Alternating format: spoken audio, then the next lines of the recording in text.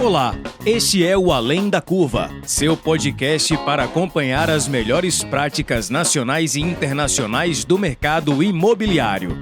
A cada episódio, um novo entrevistado compartilha sua experiência para encurtar sua curva de aprendizado.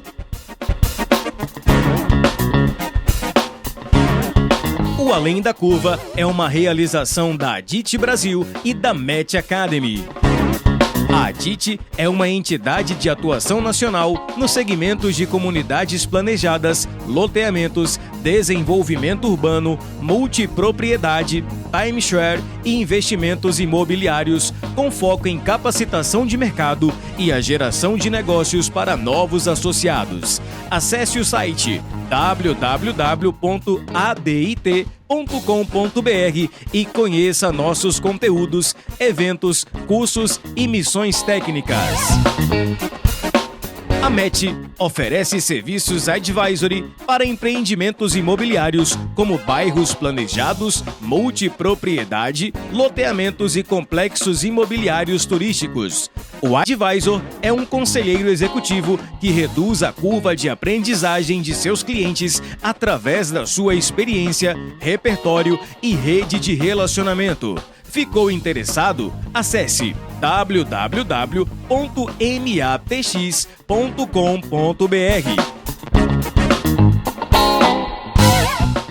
Este episódio tem o patrocínio da Miami Homes.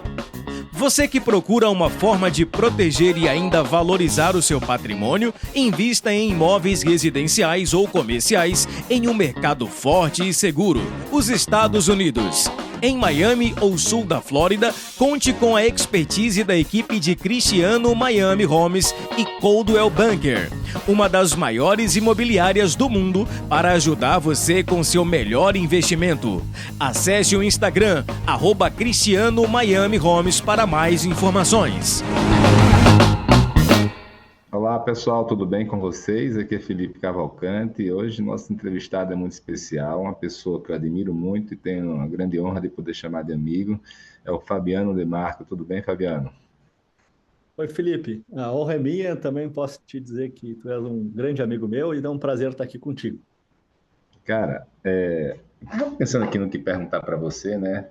As pessoas que frequentam aí esse mundo da DIT, do Somos Cidades, quem trabalha com bairros planejados hoje, todo mundo não só ouviu falar de você, mas tem você como referência. E, ao mesmo tempo, você se tornou muito rápido uma referência, né, admirado por todos aí, por todo mundo, pela velocidade com que você fez acontecer seus bairros planejados, né? Pelotas é uma cidade, em tese, fora do roteiro aí das grandes cidades do mercado imobiliário. Lá você conseguiu um estrondoso sucesso, aquela foto sua clássica, né, de, sei lá, 5, 6 anos atrás e de hoje, inúmeras, sei lá, mais de 10 prédios. Uberlândia sendo um sucesso avassalador, né? Você lançou no segundo semestre do ano passado, preços de metro quadrado nesses dois casos bem superiores ao mercado local. Certamente você deve estar lançando São José dos Campos e tem outros aí para acontecer.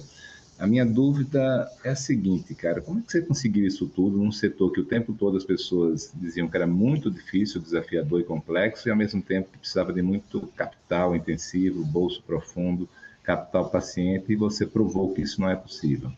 Necessário, desculpe. Felipe, eu costumo fazer uma brincadeira que o bairro é rápido, é devagar, mas é rápido. Então, assim, para quem vai todos os dias é devagar. Para quem olha uma vez por ano no Complan, é rápido. A primeira vez que apresentei o Parque Una foi em 2016, em Florianópolis. E já passou um bom tempo de lá para cá. É um trabalho longo, mas como é um trabalho que vai se somando um prédio com o outro, ele vai ficando cada vez mais notório. Então, eu não diria que é rápido, eu diria que é devagar, mas que é rápido porque visualmente um trabalho vai se somando no outro e vai mudando a foto de quem chega lá no local. Em relação ao bolso profundo, eu lembro de ter ouvido algumas palestras naquilo que eu considero nossa formação aí do capital intelectual ao longo dos anos, que são os encontros do Complan, e o bairro planejado era um projeto de capital paciente.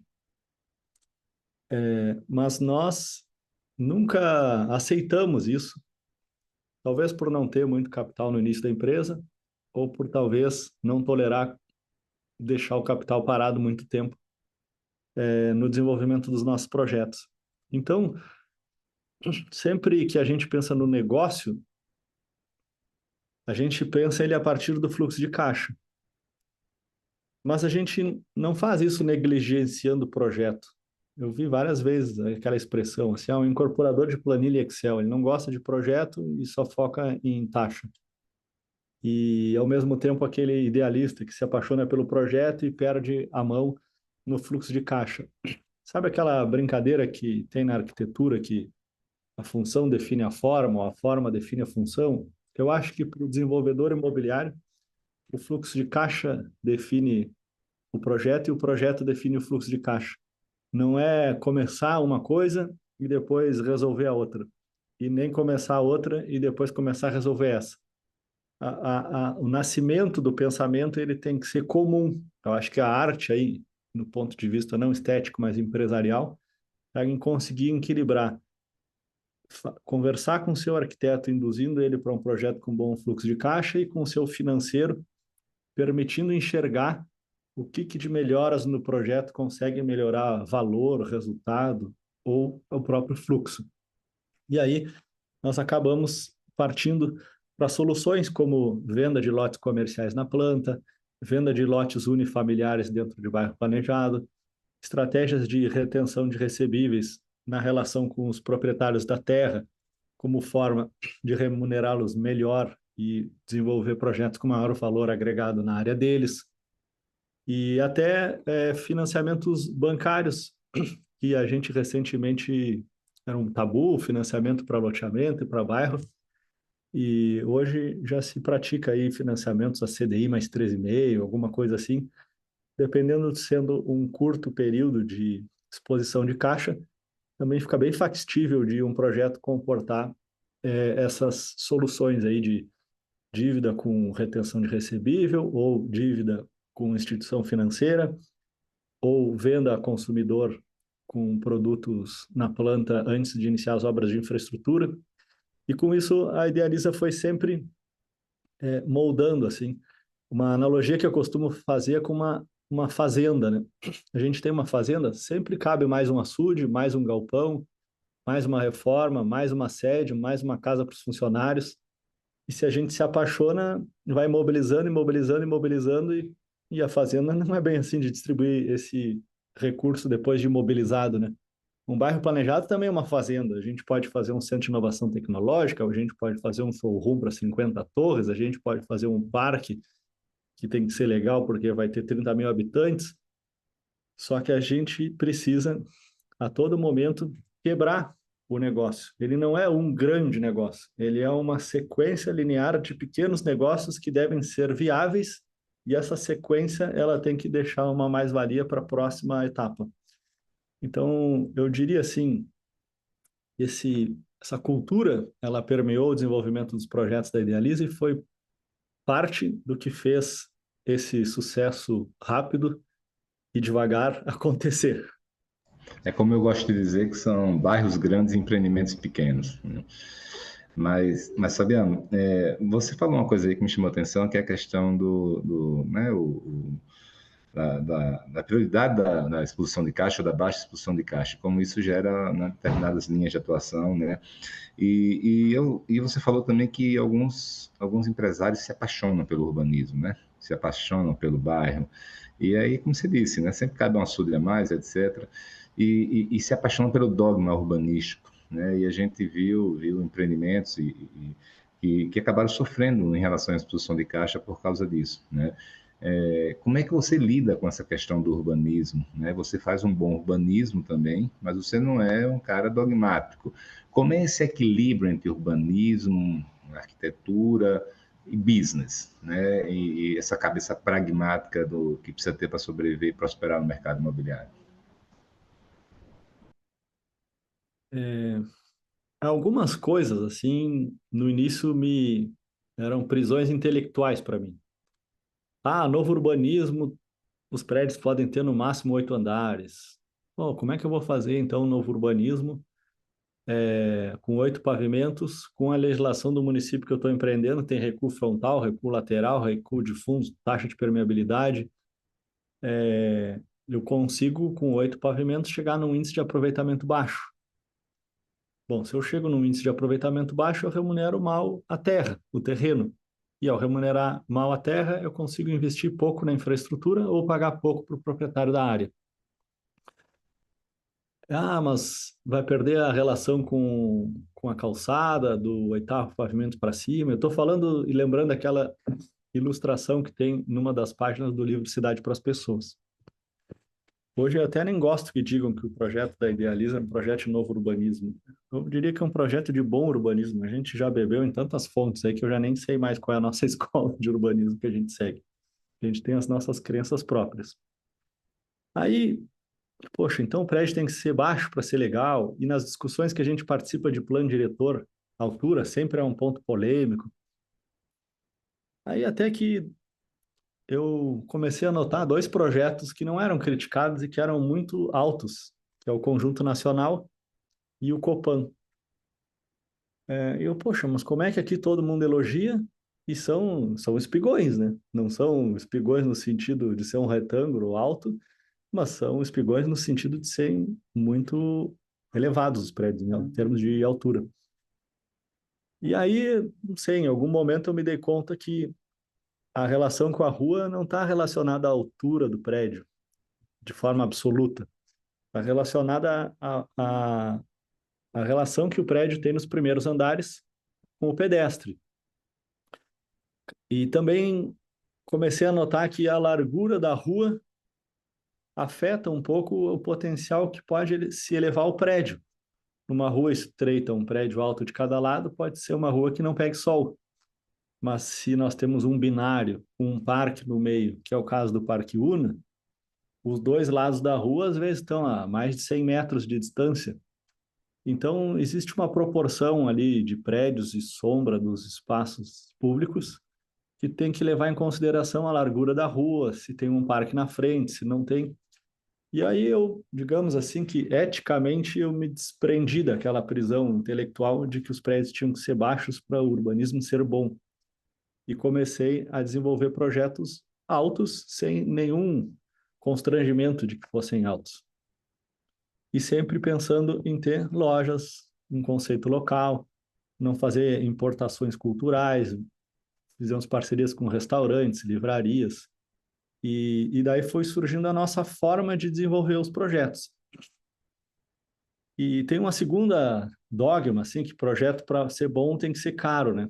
E nós começamos projetando em Pelotas, que é uma cidade de 350 mil habitantes, renda per capita inferior a 30 mil reais, e é o PIB número 120 do Brasil.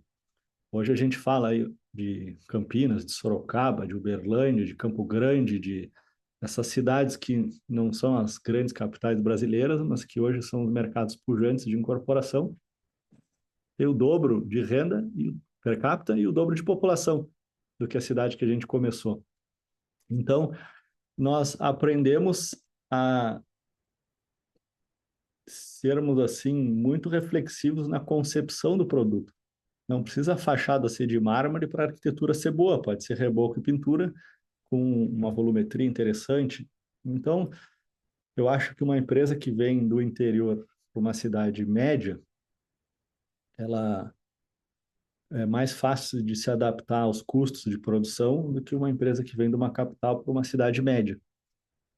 E então eu acho que é um pouco esse o nosso DNA, assim, nós somos uma incorporadora que não está acostumada a produzir volume e nem produzir caro. A gente faz uma coisa artesanal com racionalidade e não dá para negar que nós temos boa arquitetura. Afinal de contas, nós temos um prêmio Saint-Gobain Asbeia de arquitetura, temos uns prêmios Some Cidades, com o edifício Win, eleito um dos melhores projetos do Brasil, e outros prêmios como o Master Imobiliário, que nós já temos 3 de case de marketing, e também de bom urbanismo, com projetos de Uberlândia.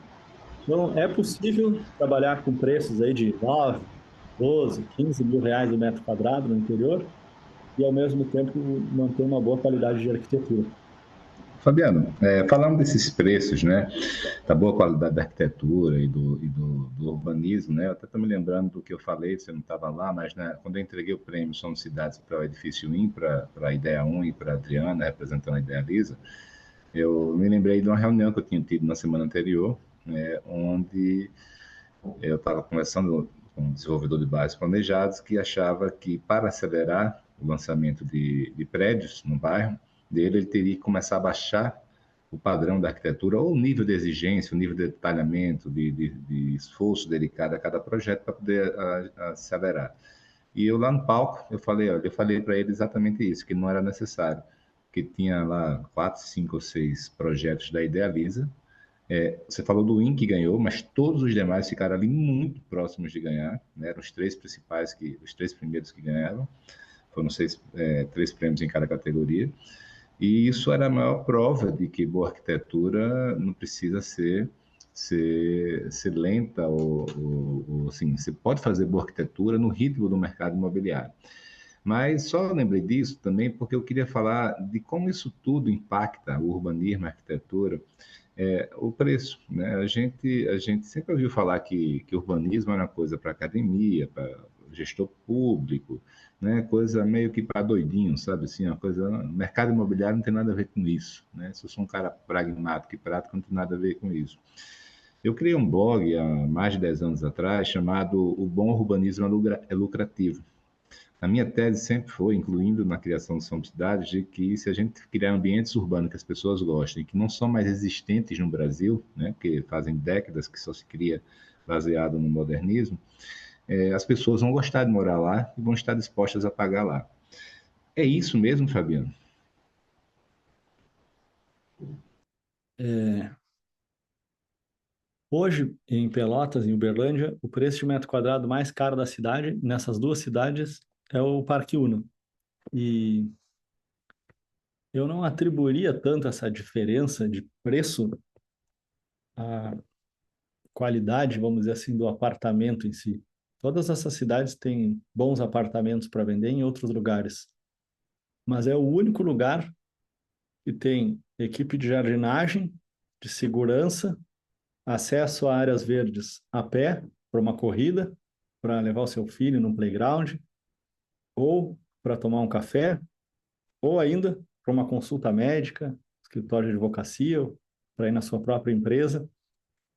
E nada mais é do que o que as pessoas buscam hoje nessa vida corrida que nós temos. Todas as pessoas estão ansiosas e com falta de tempo, precisando praticar exercícios físicos, sair um pouco do celular, fazer um pouco de hora-bar com os amigos e chegar mais cedo em casa.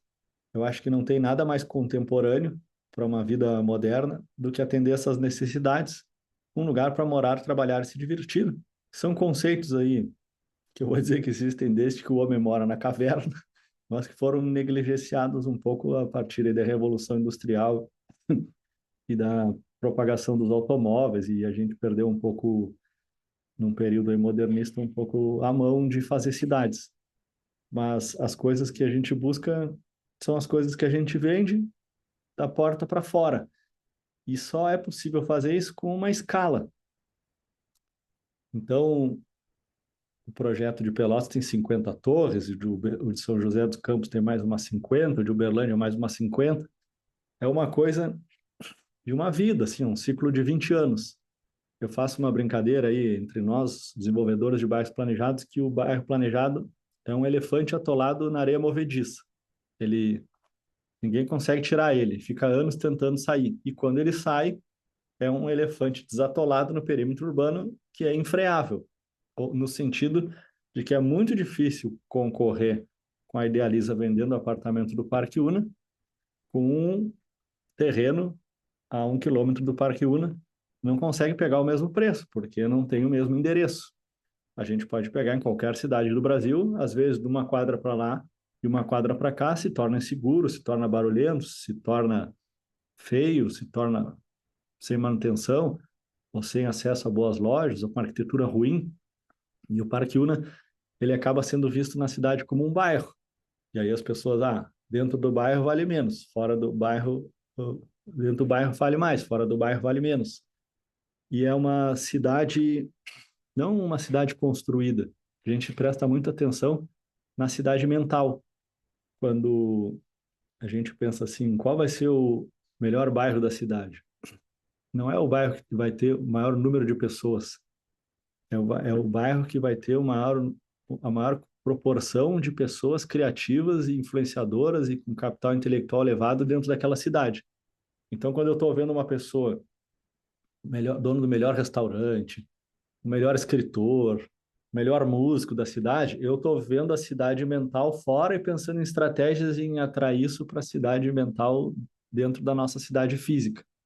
Então, há uma estratégia de construção física, mas também de construção intelectual na medida que a gente fica tentando buscar. Agora mesmo, um dos principais veículos de comunicação de Pelotas é o DDD 53, é um podcast fazendo um sucesso na cidade. E no mesmo momento que ele explodiu, o principal jornal centenário da cidade fechou as portas. Foi até contrastante. Onde é que está sendo gravado esse podcast? Dentro do Unamakers, no Parque Una. Ou seja, nós temos o êxito de ter atraído um hipercriativo da sua época na área de comunicação e nós somos cena do podcast e não somente patrocinadores do podcast. Eu acho que isso ajuda bastante ao bom urbanismo valorizar e tornar o projeto um bom negócio. E aí, extrapolando, lembro aqui, quem está nos ouvindo, um projeto que começou 50 anos atrás, que é a Riviera de São Lourenço, que não é a mesma coisa que um parque Una, porque é segunda moradia, mas é uma associação de bairro que hoje arrecada 100 milhões de reais por ano e fez com essa sensação de segurança, limpeza e jardinagem, tratamento de água, esgoto, salva-vidas, gerassem um endereço que hoje vale 50 mil reais o metro quadrado, lá onde o diabo perdeu as botas, como se diz assim. Como é que pode Bertioga valer 50 mil reais o metro quadrado e a Paulista valer 15? Alguma coisa, além do tijolo, existe, né? E eu atribuo isso ao trabalho das pessoas, e não só a qualidade das construções, porque eu até diria que as construções da Paulista têm uma qualidade superior às construções da Riviera, mas o serviço e a cidade mental e o capital intelectual empregado lá a bem da população é muitas vezes maior, e acho até que custando menos do que se gasta lá na Paulista no dia a dia. Show de bola. Cara, você é conhecido no mercado, né, como alguém inovador, alguém que está tendo muito sucesso, como realmente uma fonte de inspiração, referência. Mas certamente você deve ter tido muita topada aí nesse meio do caminho, né? Quais foram as lições aí que você aprendeu, os erros cometidos, aquilo que você não gostaria que outras pessoas passassem? É muito difícil prever problemas na nossa atividade. Eu vou citar alguns aqui, não quero ser aquele cara que fica chorando, reclamando da prefeitura, mas assim, nós já encaramos sítios paleontológicos em Santa Maria, sítios arqueológicos no Amapá, nós já tivemos que fazer trabalhos antropológicos com comunidades indígenas e quilombolas, acompanhamento de demarcação de terras quilombolas com INCRA. Nós já enfrentamos problemas de área com turfa, que cede e afunda. Nós já enfrentamos problemas de áreas de marinha, ações civis públicas, depois de lançamentos imobiliários, inquéritos, denúncias, autodenúncias feitas por nós mesmos. Hoje, mais um pouco experientes, a gente aprendeu que é mais fácil se denunciar do que ser denunciado. Nós já enfrentamos processos de disputa de marca, concorrência desleal, concorrência leal, excesso de oferta, falta de mão de obra. Lançamos a primeira torre do Parque Una no impeachment da Dilma, a primeira torre comercial na greve dos caminhoneiros, torre em Pelotas durante a pandemia. Já achamos que não íamos vender nada na pandemia, chegamos à conclusão que podíamos ter batido o recorde de vendas num ano, e nada disso, pessoal, é previsível. E por isso que, para enfrentar um ciclo de 20 anos num bairro planejado, tem que ter uma negociação lá no início com uma margem de gordura para todos os contratempos previsíveis e imprevisíveis. E um bairro planejado ele não tem que ser bom para lançar quando a economia está boa. Ele precisa ser bom para lançar em qualquer momento. Ele pode ser mais rápido ou mais devagar, acelerar e diminuir, mas ele tem que ser viável em qualquer circunstância. Agora, o que nos fez sobreviver a todos esses intempéries aí, que quebrou muita gente, e muitas pessoas podem ter passado por situações como essa e as suas empresas não terem prosperado, eu acho que é uma coisa que eu me lembro, assim, quando eu visito os Complans e falo com os loteadores, o meu linguajar, ele não é muito da Faria Lima, ele é mais inventado aí nos interiores. Eu costumo dizer assim que duas características que todo loteador tem. Ele tem que ter paciência, persistência e culhão. Tem um monte de loteador rico, bem-sucedido, porque eles têm paciência e têm coragem. E tem outros que são super sofisticados, vão chegar cheios de planilhas, um grande repertório cultural, e eles não prosperam. Então, eu diria que tem essas duas qualidades, culhão e paciência, são indispensáveis para quem vai atuar na área imobiliária. O que vier além disso, vem para o bem, vem para somar, mas sem essas duas, não desce para o play, porque não vai jogar. Eu queria aprofundar um pouco isso, Fabiano. Não só no loteamento, não só no mercado imobiliário, né? Mas a gente está cansado de ver pessoas muito inteligentes, sofisticadas, mas que são muito mais pobres do que outras pessoas, broncas e pessoas que vão em frente. Eu mandei um cardzinho de internet, de Instagram, desses de autoajuda, para o meu filho hoje de manhã sobre isso. Né? Tem pessoas que têm metade do seu QI que está 10 vezes mais rico do que você, porque eu particularmente acredito que a coisa mais importante do mundo é a atitude, não a inteligência.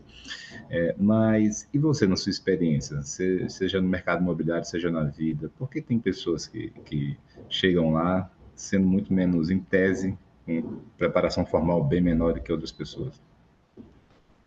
Eu acho que Inclusive advogados que viram empreendedores imobiliários como você. eu ontem ouvi que tem grandes incorporadores que são advogados, né? Eu até ouvi falar que o seu Eli Horn é advogado. Eu não sabia, ouvi falar isso ontem, numa reunião.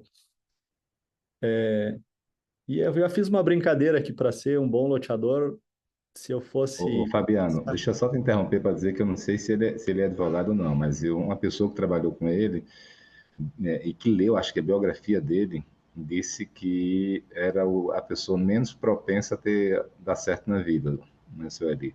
Disse que no colégio era uma loucura, que não gostava de estudar, ou seja, tinha tudo. Ele contou uma série de coisas na biografia, mais ou menos dentro dessa linha aí. é, eu vou falar por mim aqui, eu nunca fui um grande aluno, nunca fui um aluno ruim, nunca peguei recuperação, mas nunca tive as melhores notas. E eu só despertei curiosidade pela matemática quando na faculdade de economia eu estudei matemática financeira, que era uma matemática que eu enxergava, não era uma matemática abstrata. Então, às vezes a gente demora um pouco para despertar o desejo e a motivação para uma coisa. Cada um acontece isso no momento da vida, né? Mas respondendo à tua pergunta de por que que algumas pessoas com menos QI ou menos cultura prosperam, às vezes financeiramente menos do que outras com menor cultura, eu acho que é uma questão de disciplina. Com certeza, todas essas pessoas que a gente lembrou aqui, bem-sucedidas e culturalmente, às vezes nem tão. Às vezes até são culturalmente muito superiores a nós, mas elas nem aparentam. Mas são pessoas que gastam pouco, poupam. E eu acho que uma das coisas mais importantes para alguém aprender sobre finanças pessoais ao longo da vida são o efeito dos juros exponenciais no tempo. E eu acho que essas pessoas, embora elas possam não ter uma mesma taxa de evolução patrimonial, como elas não perdem, elas poupam, elas são disciplinadas, são comedidas, e ao longo dos anos os juros exponenciais fazem o favor de torná-las muito ricas. Então, vamos pensar assim, vamos supor que tem alguém no mercado imobiliário aqui nos ouvindo e na sua cidade, fecha os olhos aí e pensa quem é o cara que tem a maior carteira de aluguéis. Provavelmente é um tiozão que diz assim, eu só compro, imóvel meu eu não vendo. E aí a gente vai olhar a carteira de aluguéis deles, nem sempre a taxa que está rendendo aquele imóvel é a melhor de todas, mas ele criou uma PG, ele fez os ativos deles serem reinvestidos, ainda que não nas melhores taxas, e muitas vezes ele teve a dádiva de viver bastante e ver o efeito dos juros exponenciais no tempo.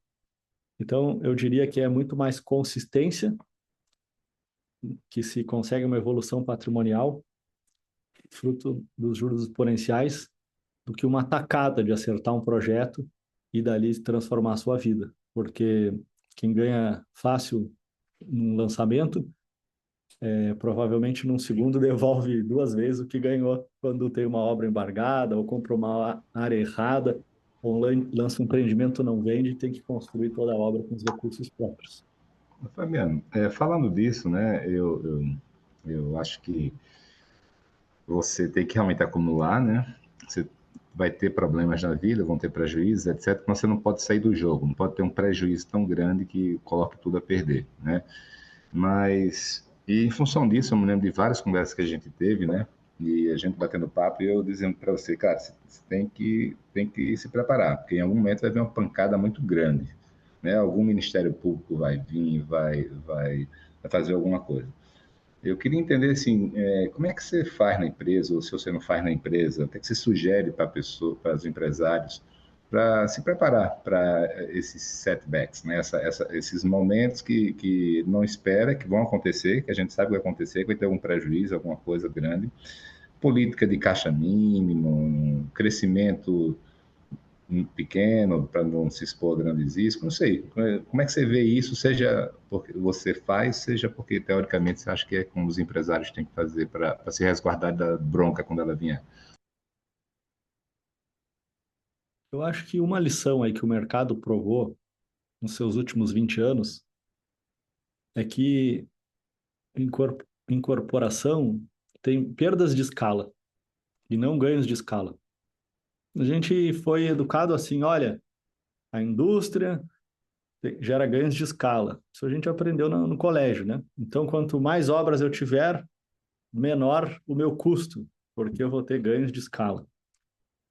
Eu nunca desenhei essa curva, tá? Mas eu diria assim que a gente vai tendo ganhos de escala na medida que vai crescendo, a gente vai tendo um time maior, vai cometendo menos erros por falta de profissionalismo, vai desenvolvendo uma marca, mas de um determinado inflexão, a gente começa a perder eficiência mesmo crescendo. Seja por a gente ter um processo decisório menos eficiente, seja por a gente alavancar a empresa e ficar um pouco sujeito à navegação aí da macroeconomia, ter um revés que a gente corre risco baixo de dano alto, que é uma coisa que eu tenho aversão total, assim, de forma empresarial, até na saúde, na vida pessoal. Então, crescer rápido demais nos coloca numa posição de tomar mais risco, trabalhar com a empresa alavancada, tomando decisões menos eficientes e com perdas de escala. Isso que eu falei na incorporação, que ficou demonstrado no período pós-IPO, aí 2012, 13, 14, eu acho que de forma mais acentuada aconteceu no segmento de loteamentos, porque o segmento de loteamentos, para expandir, ele tem que se expandir geograficamente muito mais do que o segmento de incorporação. E as áreas que vão ser vendidas, os lotes, são áreas a ser transformadas, endereços que tem que ser muito argumentado para o seu João e a Dona Maria se convencerem a comprar e morar lá. Então a gente vai perdendo relacionamento local na medida que expande e também vai tendo perdas de escala. Então eu recomendaria às pessoas crescerem mais devagar, que isso naturalmente vai fazer o caixa ser mais preservado, a empresa ficar menos alavancada e as decisões serem tomadas de forma mais pensada por pessoas mais sêniores, com capacidade mais multidisciplinar e menos especializada. Eu hoje reflito muito qual é o ponto de equilíbrio. É uma empresa de 1 bilhão ano, de 500 milhões ano, de 1,5 bilhão ano, um pouco de incorporação, um pouco de loteamento. E eu acho que não existe uma resposta certa. Acho que a gente tem que identificar as características dos negócios que a gente fechou e dos sócios que a gente tem, funcionários e potenciais parceiros, mas tem que ter em mente não sobrecarregar o balanço com planos empresários, com dívida, e não crescer para aparecer. Nós temos que aumentar rentabilidade, e não VGV, e nem land bank. A não ser que o objetivo seja vender a empresa e passar o abacaxi para alguém. Este episódio conta com o patrocínio da Miami Homes. Para proteger e valorizar seu patrimônio, invista em imóveis em Miami ou sul da Flórida. A Cristiano Miami Homes e Coldwell Banker, uma das maiores imobiliárias do mundo, vão ajudar você com seu melhor investimento. Acesse @Cristiano Miami Homes para mais informações. Fabiano, eu queria aproveitar, assim, você mencionou aí um processo decisório, essa palavra. E aí me veio à mente o seu processo decisório, né? A rapidez dele, né? A maneira como você e seus sócios conseguem tomar decisões rapidamente e como a gente vê isso em contraste até em grupos de amigos nossos, né? Que são processos lentos, demorados, refletidos, ponderados, algumas vezes até não decisões, tá? Como é que você faz dentro da empresa? O que é que você sugere para as pessoas para estruturar um processo decisório dentro da empresa quando ela está crescendo, começa a ter mais funcionários? Então, assim, dá a tua geral sobre isso aí, porque realmente, eu olhando assim, refletindo, eu acho que uma parte importante aí, não sei se é importante, mas uma das características marcantes da empresa de vocês é como vocês, seus 3 sócios, tomam decisões rapidamente, né, sem grandes delongas. Como é que vocês conseguem tomar essas decisões, né? E se isso, assim, eu me lembro que tinha um livro chamado Blink, que ele dizia o seguinte, que a gente tem, assim, basicamente tem 2 tipos de decisão, né? Dessa rápida, que você não tem todos os elementos à mão, mas tomar rápida, vai errar algumas vezes, mas os benefícios da decisão rápida vão ser positivos no longo prazo. E tem o outro que é a pessoa que elabora. Eu sempre fui assim, né? Pensar bastante antes de tomar uma decisão. Como é que você vê isso tudo aí? Eu acho que o nosso processo decisório ser ágil não é tanto uma virtude dos 4 sócios, é uma questão da estrutura de os 4 sócios terem poder de decisão, estarem à frente dos negócios e terem autonomia para tomar essas decisões. Eu vejo muitas vezes bons executivos que dependem de conselhos e processos de revisões de análise trimestrais. E então o conselho decide sem ter aquele cheirinho de quem está na trincheira, e aí fica sempre um pouco mais receoso. O executivo tem que levar para o conselho e, na verdade, ele acaba se tornando responsável pela decisão. E aí vai se criando um estímulo assim de autoproteção ser mais importante do que tomar a decisão rápida se colocando como dono da empresa. Quando a gente que decide é que paga a conta, seja pela demora ou seja pela falta de decisão, decidir às vezes de forma não tão pensada pode se tornar mais importante do que não decidir. Então, eu acho que as 4 pessoas ali, que no fundo a gente tem um grupinho de WhatsApp, que são sócios da Idealiza, pingou ali, opina, demorou 5 minutos para opinar, o outro já sente liberdade para tomar uma decisão sem opinião do outro, e a gente arrepia, toca o barco. E claro que existe uma relação de confiança muito grande. Para alguns, isso pode ser visto como um problema de compliance, de governança ou de solidez no organograma da empresa, e para outros pode ser visto como uma agilidade, uma forma de se desenvolver mais rápido, E eu não tiro a razão de um olhar nem de outro. E algumas vezes se propôs a nossa empresa fazer sociedades com outras empresas com estruturas maiores. Me lembro de dizer assim, ó, tu vai perder o que eu tenho de bom e o que o outro tem de bom, porque tu vai ter os dois modelos, um dependente do outro. Tu vai achar que tu me colocou no negócio para ser ágil, dinâmico, criativo, e eu não vou poder ser porque eu não tenho autonomia. E a outra empresa tu colocou porque é sólida, porque tem uma governança, uma empresa de capital aberto, etc. E ela também não vai se beneficiar da minha criatividade e nem eu da solidez dela e da governança. Então, O pior dos dois mundos, né? é bem difícil definir o modelo ideal. Eu vinha no carro, estou em outra cidade aqui hoje, e eu brincava com o nosso diretor de engenharia. Um dia eu vou ser o velho que vai estar no conselho, vão estar meus filhos lá ouvindo um executivo e a coisa vai demorar e vai ter um monte de imóveis lá parado, land bank que podia ser desenvolvido. Vai chegar a minha hora que as pessoas mais jovens vão olhar para mim e vão ver como o tiozão que não toma as decisões e que a empresa é engessada. Eu lembro que até a nossa engenheira comentou e disse assim, mas então quer dizer que os teus filhos não vão ser bons? Eu disse, a chance é pequena, né? É estatístico. Nem nasceram ainda, mas uma boa gestão é muito difícil de acontecer.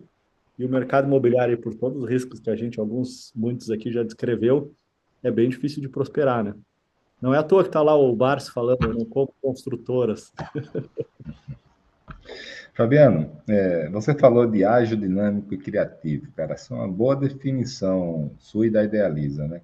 Mas nem tanto na gestão, no projeto urbanístico, arquitetônico. Isso tudo vocês dão show. Mas quando a gente acha que vocês estão dando show, aí vem a história da reinvenção dos lançamentos comerciais, né, do marketing, de tudo, toda essa criatividade que vocês conseguem dar em cada lançamento. Eu acho que se você me perguntar hoje, muitas pessoas conhecem vocês como referência em bairros planejados. Eu, Felipe, pessoalmente, acho que vocês são fabulosos nisso, né? Fabulosos, sem sombra de dúvida. Mas são tão fabulosos ou mais em fazer isso, né? Criar esse objeto de desejo, né? Na incorporação, né? No lote, né? Menos no urbanismo. Vocês conseguem fazer coisas impressionantes, né? E sempre conseguindo ganhar preço, vender rápido, mobilizar a equipe, a força de venda local. Então, conta para a gente aí o que é que você está fazendo exatamente. Para quem nunca nem sabe disso que eu estou falando, que conhece você só pela parte de desenvolvimento urbano, é, conta exemplos e quais são os conceitos por trás disso, né? De quem quer fazer um lançamento comercial, qual é a coisa que ele não deve fazer, por exemplo, de jeito nenhum, e quais são as coisas que, em tese, tem que conseguir que seja alcance em cada lançamento. Eu vou contar e tudo que a gente conta é pelo nosso olhar, né? Então, as coisas que eu recomendar não fazer, quem faz não se sinta ofendido, porque às vezes pode dar certo, bastando mudar o cozinheiro com os mesmos ingredientes. Mas eu, como cozinheiro, meu estilo, eu vou contar aqui. Primeira vez que eu assisti um lançamento imobiliário, quem coordenou ele foi o Ricardo Wagner, da Wagner para o Urbanismo. Foi o lançamento do Lagos de São Gonçalo, em Pelotas, no ano de 2009. E eu me lembro que o produto era a última coisa revelada, se vendia muito conceito antes de se abrir preço. O cliente tinha que emitir um cheque calção de R$ 10.000 para participar do lançamento imobiliário. As imobiliárias competiam entre si por espaço, por lugar na fila, por notoriedade no lançamento. E o lançamento ele era muito veloz. Os, os investimentos em marketing eram muito concentrados, impactantes e com início e fim muito rápido. Então, vou lançar palavras ao vento aqui: pressão, impacto, curiosidade, são marcas assim de um lançamento da Wagner para o Urbanismo em 2009. E eu aprendi isso. Me lembro do Ricardo dizendo: aprende a fazer isso porque eu acho que é um bom negócio e eles sabem fazer bem.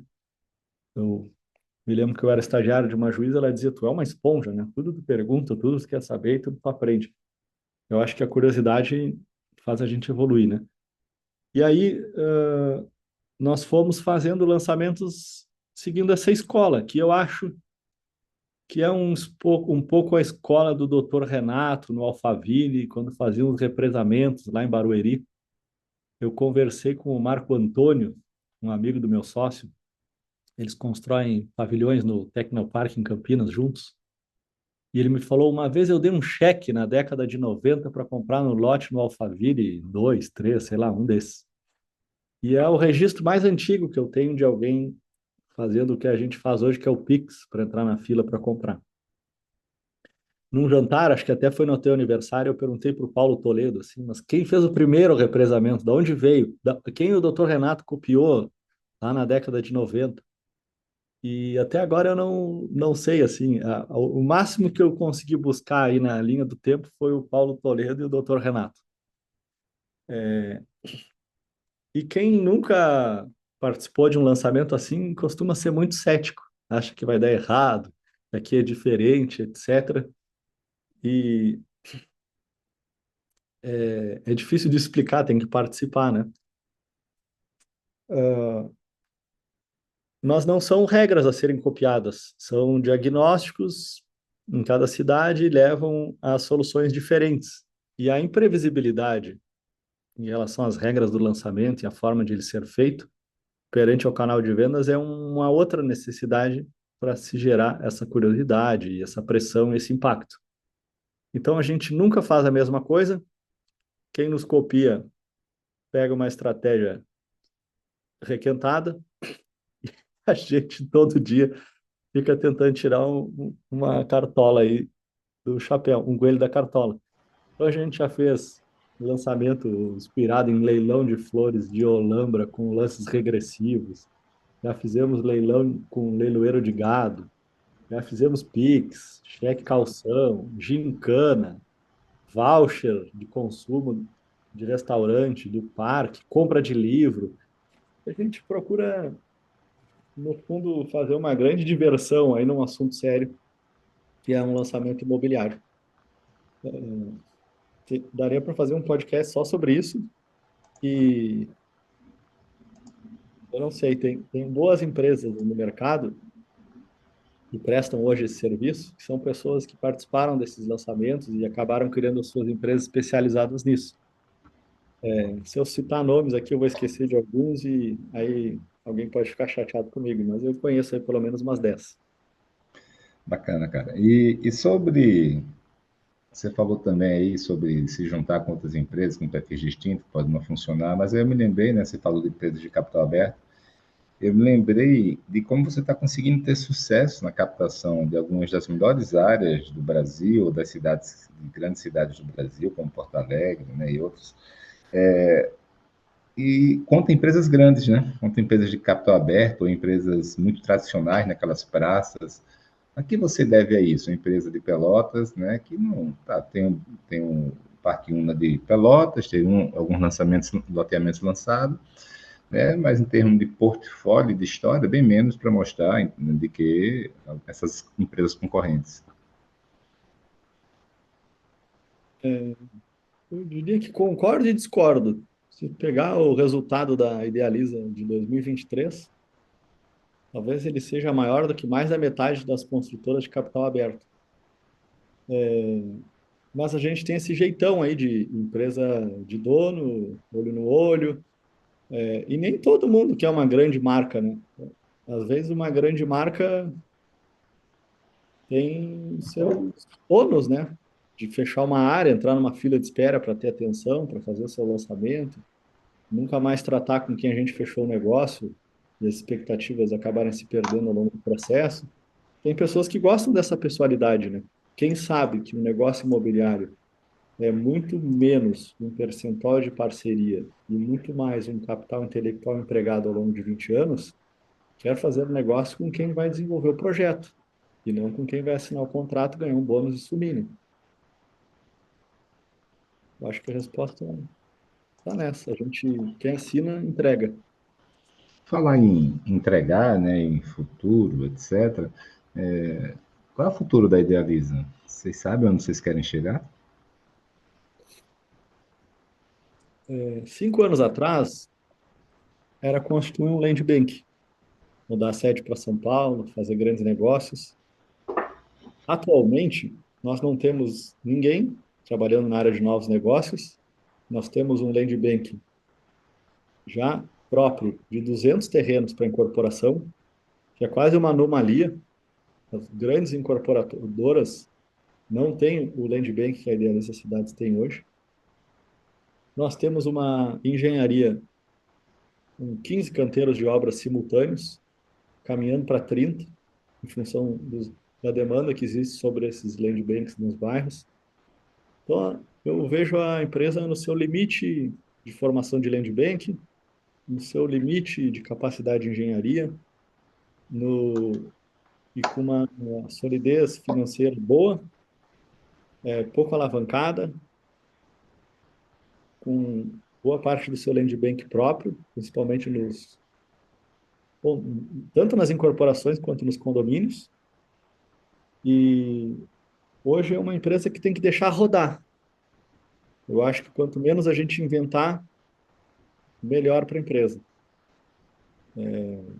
Se a gente lançar 1 ou 2 projetos por ano em Pelotas, são 100 milhões de reais.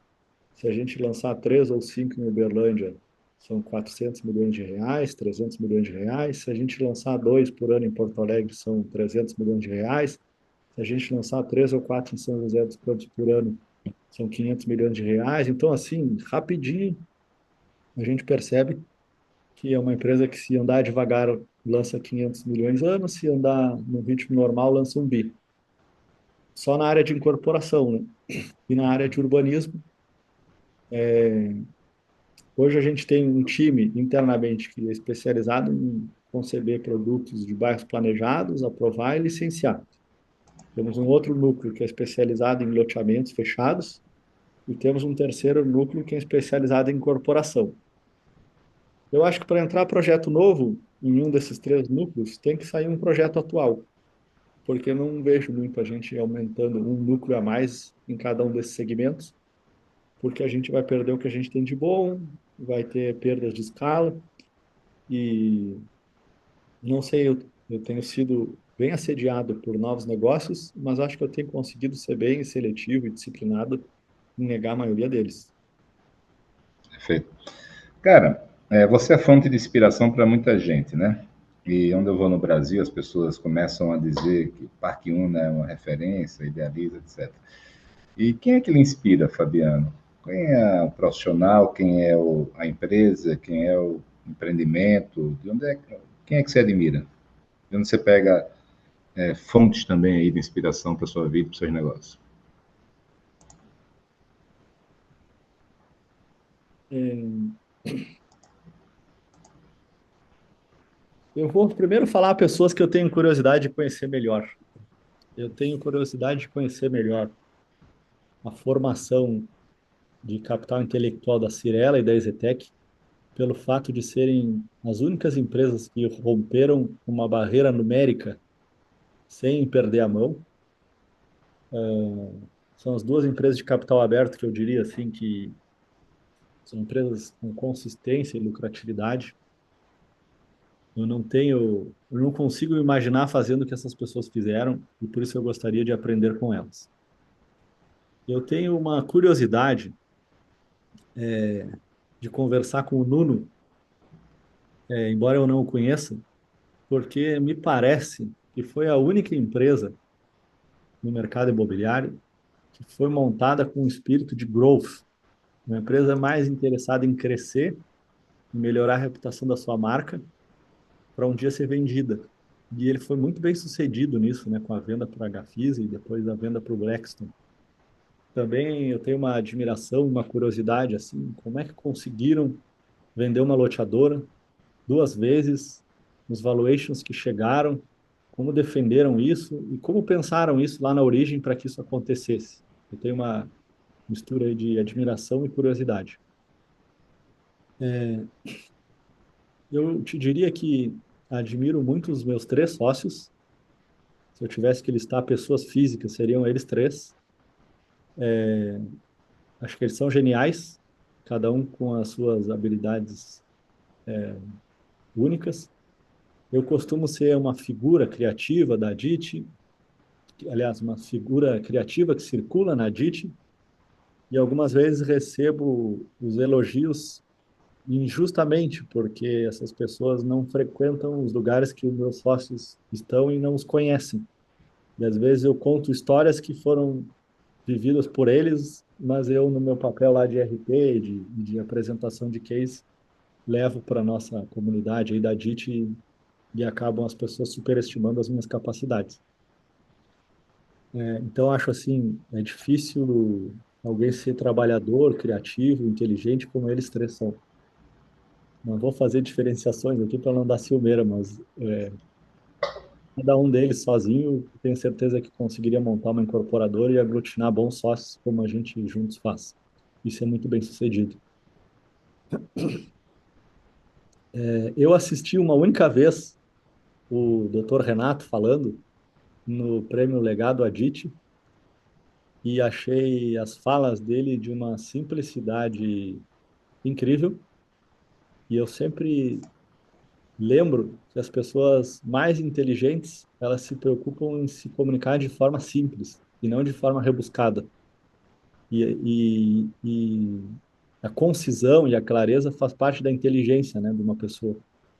Então, às vezes, eu vejo o pessoal chegando cheio de palavrinhas em inglês para criar reservas de mercado intelectuais e fazer as pessoas não entenderem o que elas estão falando. Essas, para mim, são as pessoas menos inteligentes. E eu logo caio em descrédito na reflexão que eu tenho nas conversas com essas pessoas. E o Dr. Renato é um exemplo de falar o português bem falado, com todos os S's, com boas conjugações, mas sem pirotecnia. Ele fala o óbvio de forma simples.